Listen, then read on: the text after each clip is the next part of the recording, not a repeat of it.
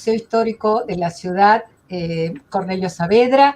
En esta tarde tenemos una invitada especial, Lidia González, profesora de Historia, docente del Instituto Superior del Profesorado Joaquín B. González, donde también estudié, coordinadora de investigaciones del Instituto Histórico de la Ciudad de Buenos Aires, coordinadora de talleres sobre historia oral, publicaciones sobre temas diversos de la historia de la ciudad, y fue distinguida en el 2010 como historiadora porteña por la legislatura de la ciudad. Y la va a acompañar por parte del Museo Saavedra también el profesor de historia José María González Lozada, que es investigador del Museo Saavedra y que también tiene un máster en Ciencias Sociales, en Historia Social, es docente en varias disciplinas vinculadas a la historia argentina y también es un brillante egresado del Joaquín B. González. Yo estudié francés en el Joaquín B. González, en realidad historia estudié en otro lado, pero fue una experiencia maravillosa. Hoy esta convocatoria tiene como protagonista a Lidia y al libro que publicó a fines del 2019 y que lamentablemente la pandemia nos ha impedido un poco disfrutar de sus hojas, de sus páginas, con un libro, con un título realmente muy llamativo: Jamás escribo lo que no debe verse. 11 cartas de Manuelita Rosas a su amiga Pituquita entre 1864 y 1884. Para esto recordemos que en 1864 la familia Rosas ya llevaba 12 años en el exilio, radicados en Inglaterra. Juan Manuel en una granja ubicada en Southampton y Manuela junto a su esposo Máximo Terrero y a sus 2 hijos en Londres.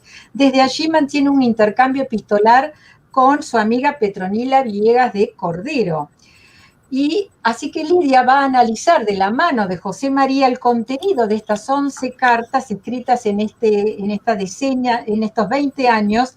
Las amigas comentan asuntos domésticos, el paso del tiempo, la política que se cuela, y donde también admite Manuelita que jamás escribo lo que no debe verse. Así que los dejo con José María y después, como siempre, Marcela Lenarduzzi, que es la coordinadora de Extensión Cultural del Museo Saavedra, les va a leer las preguntas que animo a que las hagan porque así pueden ser leídas y respondidas por el conversatorio, durante el conversatorio. Bueno, los dejo en manos de José María y Lidia. Gracias. Muchas gracias, Leontina. Muchas gracias. Gracias, Leontina. Muchas gracias. Bueno, buenas tardes, Lidia.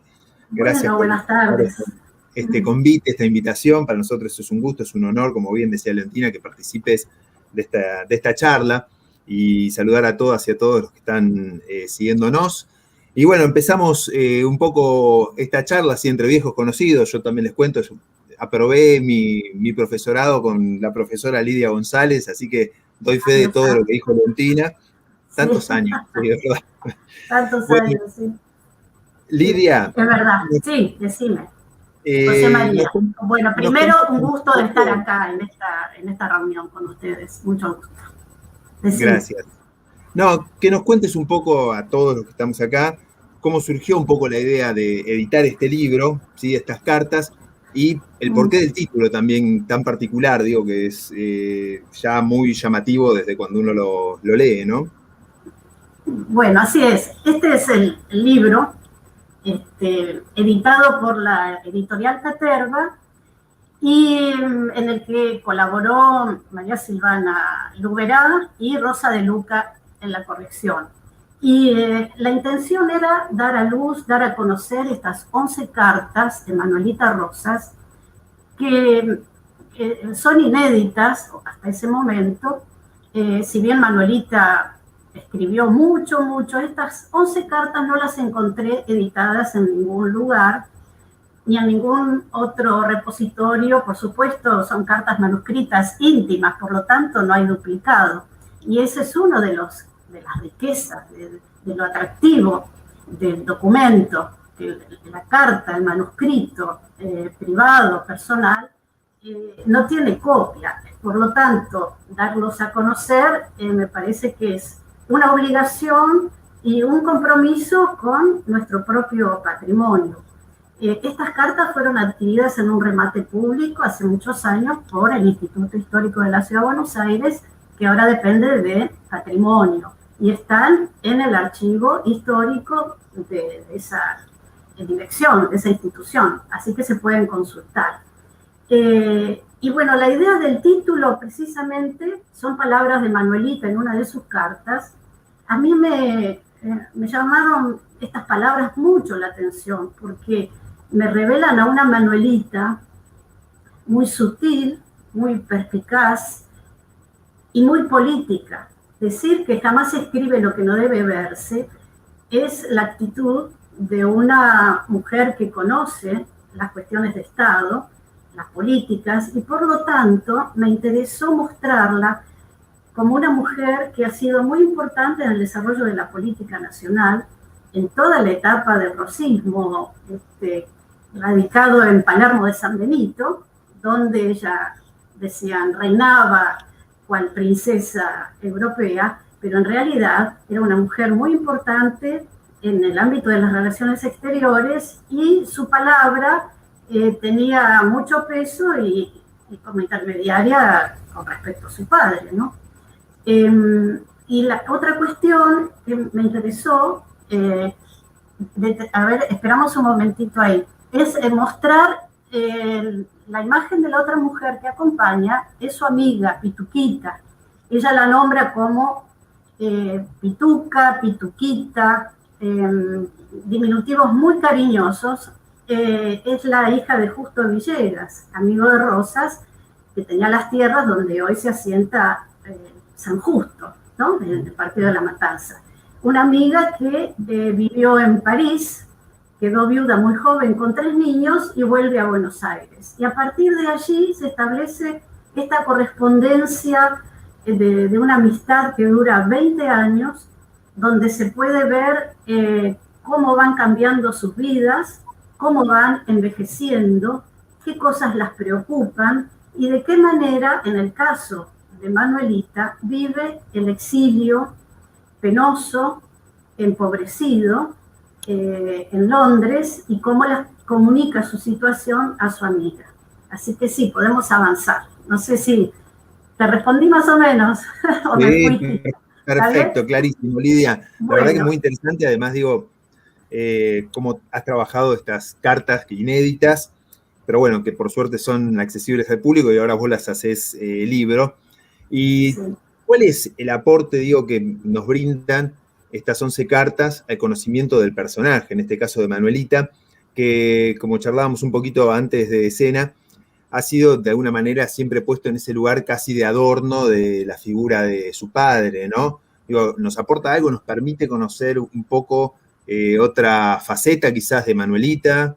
¿Qué has visto vos en estas cartas sí, que nos... Bueno, precisamente, sí, precisamente. Bueno, la imagen que nos ha llegado de Manuelita siempre es secundaria, girando alrededor de la figura fuerte del padre, y ni qué decir de lo que fue su madre, Encarnación Ezcurra. Si ella empieza a brillar una vez que su madre muere, en 1838 se van asentando en Palermo de San Benito, y allí empieza a crecer su figura. Manuelita es su mismo nombre, Manuelita, ese diminutivo que ella con el tiempo va a modificar, y en sus cartas va a afirmar Manuela, es decir, hay un crecimiento que asume desde sí misma, ¿no? Manuelita ha sido opacada indudablemente por la figura firme, autoritaria de su padre, y lo que nos ha llegado hasta nosotros es más que nada la bibliografía unitaria, lo que los unitarios han escrito de ella para contrastarla con la figura del padre, como una mujer ingenua, con cierta pureza, quizás trastocada malintencionalmente por su padre, ¿no? Con ciertas perversidades que han dejado deslizar los textos unitarios. O sea, para poner la figura de Rosas en una situación escandalosa y terrible, terrorífica, Manuelita queda como una figura más pura, inocente, e ingenua. Yo creo que a través de las cartas se muestra como una persona firme, una personalidad bien definida, y quizás en el exilio, lejos de Buenos Aires, cuando ya su padre, está en un ocaso y en una situación penosa económicamente, bueno, ella se torna protectora hasta de su propio padre, ¿no? Y así que me pareció justamente eso, mostrarla como una figura que no tenía un pelo de sonza,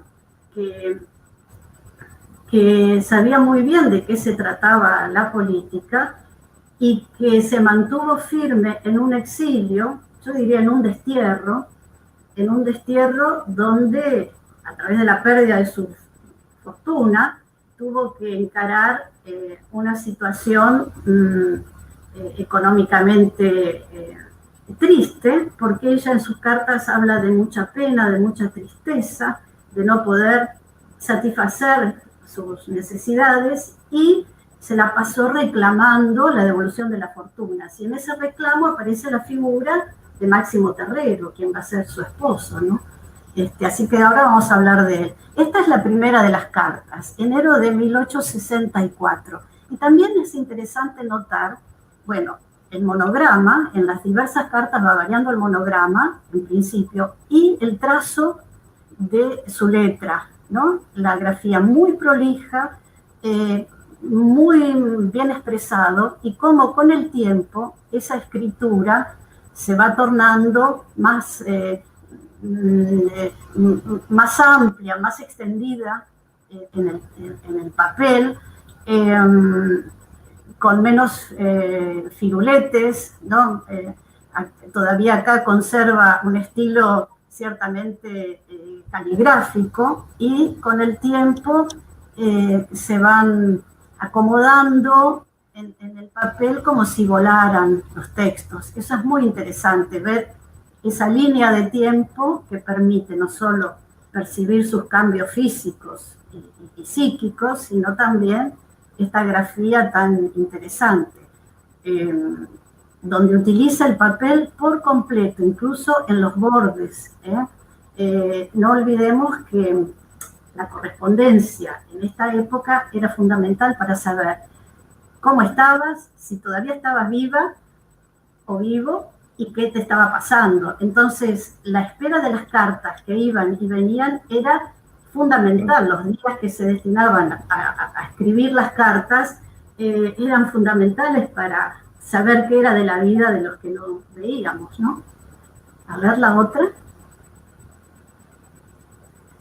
Bueno, esta es muy interesante. No sé si me querés preguntar algo, si no yo sigo, ¿eh? ¿Sigo? No, seguí, Lía, es muy interesante. La idea es que pongas vos un poco sobre la correspondencia y sobre los temas que aborda esta correspondencia, ¿no? Entre estas dos amigas. Bueno, yo digo en una parte de la introducción que quiero hablar de Manuelita, pero en algún momento, como todo el mundo, me pregunto, ¿hablará de Rosas? Inevitablemente aparece Rosas siempre, ¿no? Qué figura imponente, fueron muy presente, y muchos años de gobierno. Bueno, pensemos que Manuelita estuvo 15 años hasta el exilio, acompañando a su padre, mucho tiempo. Bueno, entonces hablan de los retratos. Además de la correspondencia, era muy importante en esta época mandarse, los retratos que estaban empezando a circular, para saber cómo estaban, cómo era la fisonomía, cómo iba cambiando con el tiempo. Entonces le piden a Manuelita un retrato de Rosas, de cómo está justamente en 1864. Y ahí ella dice que iba a ser muy difícil pedirle a Tatita que se retrate, porque la única imagen que hay es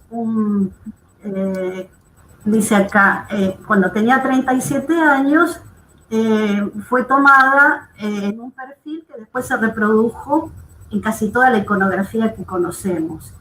Y lo había hecho a instancias de Woodbine Parish. Y ahora dice, voy a tratar. Después se conoce una de cuando está viejo y con la boca apretada, casi sin dientes, pero Rosas no gustaba de retratarse. Así que bueno, aquí habla sobre su padre, ¿no? Sí, la otra. Esta es el daguerrotipo que después se reprodujo en distintas formas, ¿no? Sí. Bueno, acá esto es muy interesante.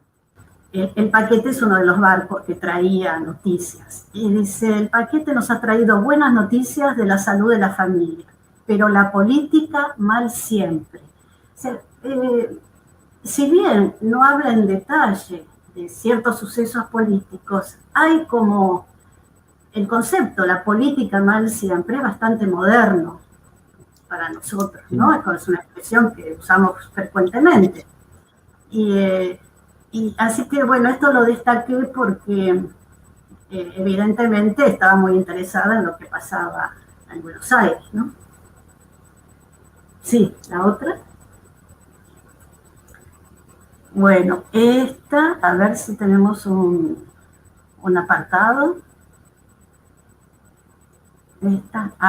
Bueno, sí, aquí habla de Palermo de San Benito. Palermo fue como un trofeo.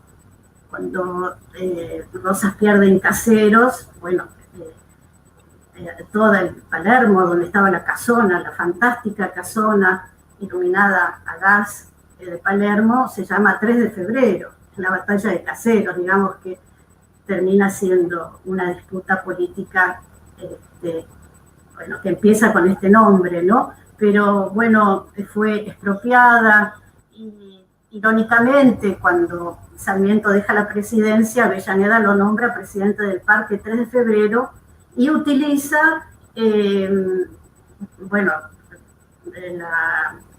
los animales que todavía quedaban, las plantas, e incorpora a todo lo que quizás sabemos y llegó hasta nuestros días. Pero Palermo de San Benito y el camino hacia Palermo es algo de lo que ella habla mucho y añora, y le dice a Petronita, si recordaba esas cabalgatas, ella era una gran amazona, camino a Palermo, ¿no? Que era la casa de gobierno, ¿no? De Rosas. Sí. O sea, donde ella también era, bueno, la niña bonita, ¿no? Sí. Y déjame acotar, Lidia, que esto que bien vos decías, durante la segunda presidencia de Roca, uno de los primeros actos que se hacen en el cambio de siglo es justamente dinamitar la casa, ¿no? Tirarla abajo como para dejar atrás lo que fue el rosismo, como una parte, digamos, de esa Argentina criolla que se quería dejar atrás en función de esta que se reflejaba o quería hacerlo a partir de las transformaciones, mirando las nuevas urbes europeas y demás, ¿no? Justamente, es verdad eso. En 1899 se dinamita la casa, como resabio de un pasado que se quería dejar atrás. Y hay una nota de Fray Mocho, en Caras y Caretas, que dice, bueno, se pudo subsistir 30 años desde que el tirano dejó el lugar y finalmente fue demolida entre gallos y medianoche porque se hizo de noche, tirando una construcción arquitectónica maravillosa, de la que se ha descubierto hacia 1984 una base de la casa, ¿no? Sí. Sí. Bueno, esto es muy interesante, que la muestra también como una mujer muy decidida. Se decía que Manuelita había quedado soltera porque Rosas la celaba y no quería que se casara con ella, y hasta hubo insinuaciones de algún tipo de relación confusa con su padre. Bueno, la cuestión es que Manuelita estuvo de novia con Máximo Terrero durante mucho tiempo. En cuanto llegaron a Londres, se casaron enseguida. Y ella ya frisaba los 40 años. Era 38, 39 años. Una mujer grande para la época, para establecer familia propia. Y lo hace. Y tiene 2 hijos ya a los 40 años. Digamos que se salió de un molde común de las mujeres de la época, y ahí tiene a sus 2 inglesitos, como ella los llamaba, ¿no? Rodrigo y Manuel Máximo, que se establecen en Londres y quedarán viviendo en Londres. Ya quiero adelantar esto, que ellos no vuelven, nunca vienen a residir a Buenos Aires, y Manuelita dicen que hizo un viaje en 1882, pero no hay muchas pruebas de ello. O sea que fue un destierro eterno, ¿no? Sí, la verdad que sí. Pasamos y hay algo, sí, pasamos a otra, algo que le dice a su amiga Pituquita, que queda viuda muy joven, y le dice, pero Pituca, no serás la única mujer que cría a sus hijos sola. Digamos, también es un concepto bastante moderno. ¿No? Sí, como diciendo, ya te las vas a arreglar. Y le da consejos acerca de los pañales, de los protectores de la cunita. Digamos que da fuerza, sostiene un carácter muy fuerte, indudablemente, que también es una imagen que me interesó demostrar, ¿no? Sí, bueno, claro. Esta es de 1865. Solicita, se la pasa solicitando la devolución de los bienes, ¿no? Que es, sabemos que muchos amigos mandaban dinero, ¿no? Para la manutención.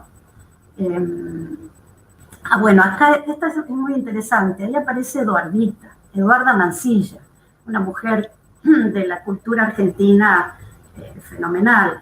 Eduarda Mansilla, que es la hija de Agustina, hermana de Rosas, y de General Mansilla, hermana de Lucio, está casada con un diplomático y creo que es el segundo hijo que está teniendo en este momento y decide criarlo ella sola. ¿Qué quiere decir eso para esta época? Quiere decir amamantarlo. O sea, otra mujer, Eduarda, otra mujer de avanzada. Digamos, en esa época era común que las amas de leche criaran a los hijos de las señoras de la familia burguesa acomodada. Y dice, y Eduardita, que está muy sana y fuerte, tiene el proyecto de criar ella misma a su hijo. Y eso me pareció interesante destacar también. Muy interesante. Sí.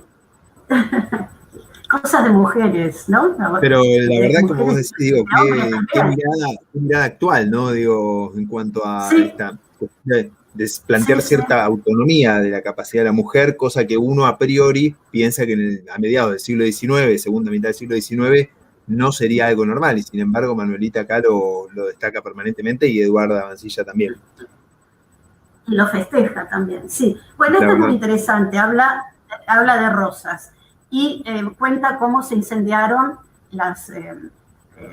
el establo donde Rosas tenía su rancho, y dice, el pobre Tatita sufrió hace 2 semanas una contrariedad por haberse incendiado los establos de la quinta que alquila, y está muy triste porque en realidad vive vendiendo los productos lácteos, manteca, leche y los animales que cría. O sea, nada mejor que ver el Farmer, ¿no? De Rivera. Claro. La vida de Rosas en el exilio, que es muy interesante, ¿no? Pero y acá lo muestra como, lo poco que tenía lo ha perdido. Dice, por suerte, esas vacas, creo que eran 20, estaban aseguradas, así que las puede recuperar. Pero fíjate vos, después de haber tenido tanta tierra, casi toda la provincia de Buenos Aires, tanto dinero, la situación en la que se encuentra, ¿no? Sí. Sí, y además no pocos años, ¿no, Lidia? Porque Rosas muere en 1877, son 25 años que pasa fuera de su patria. Digo, hasta su muerte, ¿no? Claramente. Sí, así es. Sí. Y después muchas quejas, entre tanto, considero cuán miserable es la vida, qué terribles cosas tenemos que pasar. Además, su Máximo, que era el encargado de venir a Buenos Aires a reclamar sus bienes, por ahí se quedaba 1 año. Porque, no era fácil viajar seguido, entonces 1 año y a veces 2. Entonces ella se queja mucho de su soledad y de tenerse que hacer cargo de sus hijos y de su padre también, ¿no? Sí, claro. A la otra. Vamos bien con el tiempo, ¿no? Sí, vamos bien. Tenemos 5 o 6 minutos más tranquilos para hacer las preguntas. Me entusiasmo y me voy y hablo. Esta era la casa, la granja en Southampton de Rosas. Él estaba en Southampton y ella en Londres, ¿no? Él alquilaba esta granja. Sí. Ahora. Bueno, acá, esta es una carta muy, muy interesante. Bueno, el monograma ha cambiado. Es de 1871, de mayo. ¿Qué pasó en ese momento? Había pasado la fiebre amarilla, que había ocurrido entre enero y abril de 1871. Y Manuelita acá se muestra como una mujer que está muy atenta a todo lo que pasa en Buenos Aires. Lee el Times, lee diarios de la provincia de Buenos Aires, que de alguna manera le llegan, y se entera de lo que ha pasado en Buenos Aires con la peste y los que han muerto. Dice Roque Pérez, Héctor Varela, ¿qué se ha hecho de nuestra ciudad? ¿Qué está pasando? ¿Cuántas tristezas? ¿Qué está ocurriendo, no? Dice la terrible noticia en que se encuentra esa nuestra pobre tierra, en consecuencia de la espantosa epidemia que azota esta circunstancia. Bueno, nada más actual que hablar de esta epidemia, sí, que bueno, en este caso duró 3 meses, también estuvieron las de cólera, pero bueno, es un tema muy, muy doloroso en este momento para nosotros también, ¿no? Hemos perdido a un amigo, el Roque Pérez, o sea, está muy, muy atenta, es una mujer muy informada, muy atenta, lee todo lo que puede para saber qué pasa. Bueno, y esta es otra, ¿qué te sugiere esta? 1877. Bueno, la muerte de Rosas, ¿no? Claro, fíjate vos el borde de la carta claro, de luto, ¿no? Bueno, y curiosamente, mira cómo asocia la muerte de su padre con su edad, porque ella cumple en el 77, 60 años. Y ahora aparece como una mujer, y dice, ay, Pituquita, la muerte de Tatita me ha envejecido 10 años. Estoy fea, gorda y me siento tan sola. Digamos que es una confesión muy íntima, muy de amiga a amiga, y bueno, también, ¿no? Una imagen de una mujer que dice, la salud no me falta, y todavía se atrevía a andar a caballo, cosa que un tiempo antes tanto los hijos como el padre le tenían miedo, como ya estaba bastante pesada y gorda, que se lastimara. O sea que se ve a sí misma y lo dice, ¿no? Sí. ¿Verdad, Sí. Bien. ¿Tenemos otra ahí? Bueno, por los diarios. Bueno, esta es del. Bueno, sigue siendo la del 77, ¿no? 77. Sí. Ah, podemos pasar. Ahí pasamos. 20 de septiembre de 77. Sí. Pasamos, ¿no? Acá es lo que dije, y esto lo palpo y lo siento, Pituca, me han quitado 10 años de vida. Bueno, esta es la imagen que conocemos de Manuela y su esposo Terrero, que era bastante picarón. Ella en alguna carta le dice, ¿qué estará haciendo mi Máximo en Buenos Aires con tantas buenas mujeres, buenas mozas? Digamos que lo cela bastante, o sea que tiene esa faceta femenina que la expresa con gracia y a veces con pena, ¿no? Por su situación. Sí. Bueno, esta es otra foto de ellos más jóvenes y acá ya en los últimos años, ¿no? Bueno, y este es el sepulcro de Rosas en Southampton, y hacia el costado derecho, no sé si es el derecho de ustedes, se ve a uno de los hijos de Manuelita, uno que tiene bigote, con su esposa. Sí, se lo ve. Uno de los hijos es ingeniero. Bueno, y Manuela con Máximo en el sepulcro de Rosas, ¿no? Hay un texto muy interesante de Tomás Eloy Martínez en una investigación que hizo para la revista Panorama, yendo al lugar donde vivió Rosas, tratando de recoger testimonios de cómo era la vida de Rosas, quiénes fueron, qué salió en los diarios de la época. Digamos que en los diarios de Buenos Aires no hubo grandes noticias, pero sí en algunos diarios europeos porque era considerado un hombre de Estado, ¿no? Incluso en los primeros tiempos lo recibieron como tal. Bueno, y aquí estamos en las últimas cartas. Esta es de 1884. Ven la letra, lo que yo les decía, es una letra más abierta, ¿no? Más simple. Ahí en Belsize Park Gardens, que es una zona actualmente habitan artistas, son casas muy, muy tradicionales inglesas donde hay un gran parque. Pero ella se queja, dice que la casa que habita, que alquila, está tan vieja como ella, que las paredes se descascaran, como siente que le pasa a ella. Su única salida siempre fue ir una vez al año al mar y después con el frío que hace en invierno quedarse adentro y ver los grandes parques que rodean la casa. Y bueno, y acá hablemos algo de Pituquita, porque no dijimos nada. Vale, hablamos un poco de Pituquita y abrimos las preguntas, ¿te parece, Lidia? Sí, sí, por favor, sí. Bueno, Petrona Villegas de Cordero, Pituquita, pertenece a la Sociedad de Beneficencia. Y después es fundadora del Hospital de San Fernando. Se llama Fernando porque su esposo, del cual era viuda, se llamaba Fernando. Y dona la creación del hospital, bueno, los dineros. Y bueno, hay una nota donde Pituca renuncia a la Sociedad de Beneficencia porque dice que ya no se lleva, no se entiende con las propuestas de la nueva época. Estamos en el 84, época de Roca, educación común, registro civil, digamos que ha cambiado la época. Manuelita era una mujer de la mitad del siglo XIX. Si hubiese vivido acá, seguramente hubiese estado en la Sociedad de Beneficencia, porque era una de las damas de la sociedad. Bueno, el Pituquita renuncia porque dice que la educación de las niñas ya no es como era en su época. Digamos que hay un cambio de época muy interesante, donde se ve, desde la educación, en otra carta se ve la llegada de los inmigrantes como una cierta amenaza.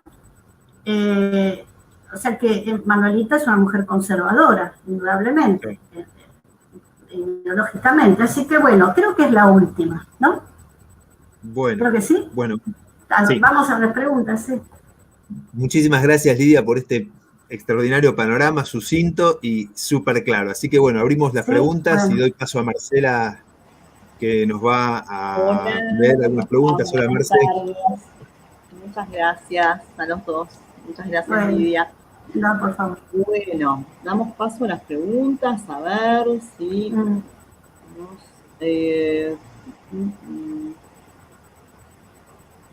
Bueno, buenos comentarios, la verdad que la gente agradecida. No tenemos muchas preguntas. El único comentario, a ver, Jorge me ha comentado, me dice que me habla de la foto del retrato, dice, hasta ver, que no leo bien, es una foto de un retrato de Rosas, ¿puede ser? Descubierto. Bueno, claro, lo que mostré es un daguerrotipo. Sobre ese daguerrotipo se hicieron muchas fotografías. Hay un interesante documental sobre la iconografía rosista, donde analiza, el rosismo tuvo en la imagen, en la publicidad, en la propaganda, una intención política muy expresa. Foto de un retrato, me dice Jorge. Sí, está bien, sí. Pero no hay muchas de Rosas, en general son esas de perfil que se reprodujeron. Desde el daguerrotipo, desde el retrato pintado, que era un camafeo. Sí, es verdad, tiene razón, sí. Bueno, Violeta, a ver, hace una pregunta. ¿Camila era amiga de Manuelita? Interesante. No la mencionamos, pero es otra de las mujeres con las que se compara a Manuelita, porque además trató de interceder ante Rosas para que no la fusilaran a ella y a Islao.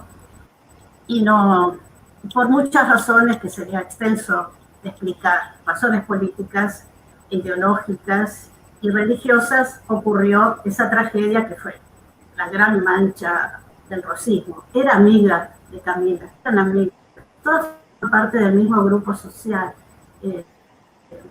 Y había un culto de la amistad de estas niñas, ¿no? Se reunían, tomaban el té, iban a la casa de las Escurras, que eran sus tías, ¿no? Y eran amigas, sí. Bien.